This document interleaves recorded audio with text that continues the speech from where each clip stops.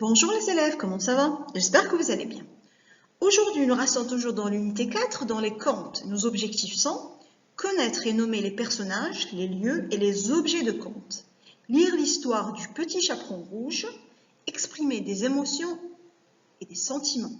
Commençons notre cours. Les enfants, je vous invite à ouvrir votre livre à la page 46. Nous allons lire la boîte à outils, les contes.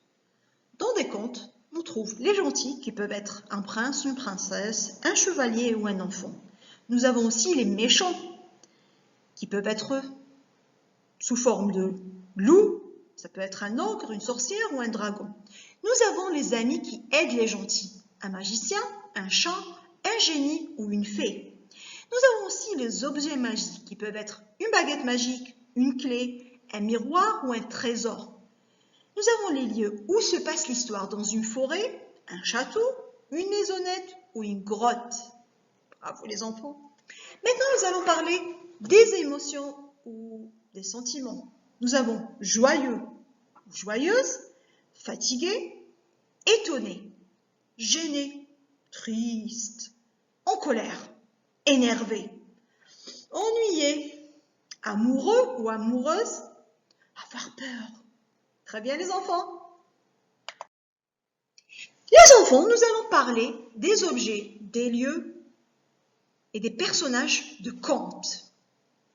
Nous avons un trésor, peut avoir une sorcière.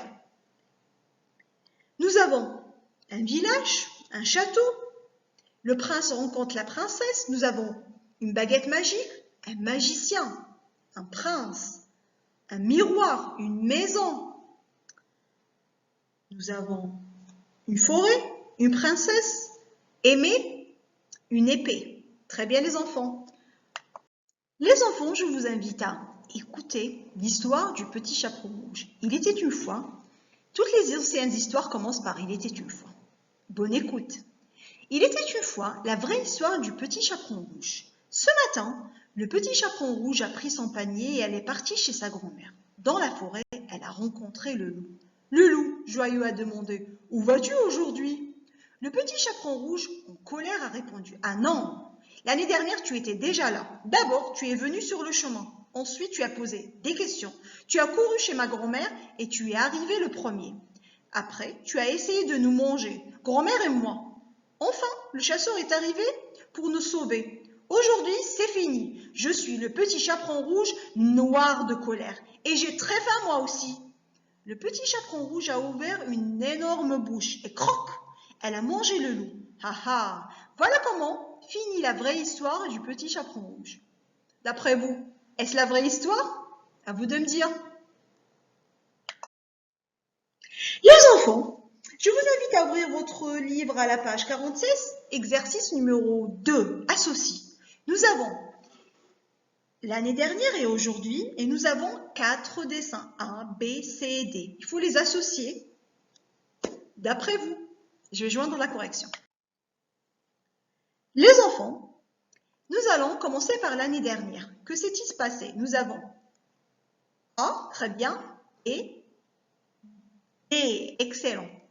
Aujourd'hui, nous allons le joindre avec B, excellent, et C, très bien. Essayez de le joindre et de corriger sur votre livre. Maintenant, les enfants, ouvrez votre cahier d'activité à la page 34, exercice numéro 3. Remets l'histoire dans l'ordre. La première, elle a déjà été faite. À vous de compléter 2, 3 et 4. Et je vais joindre la correction. Comme promis, voici la correction. D'abord, le petit chaperon rouge est parti chez sa grand-mère. Ensuite, elle a rencontré le loup sur son chemin. 3. Après, elle a parlé avec le loup.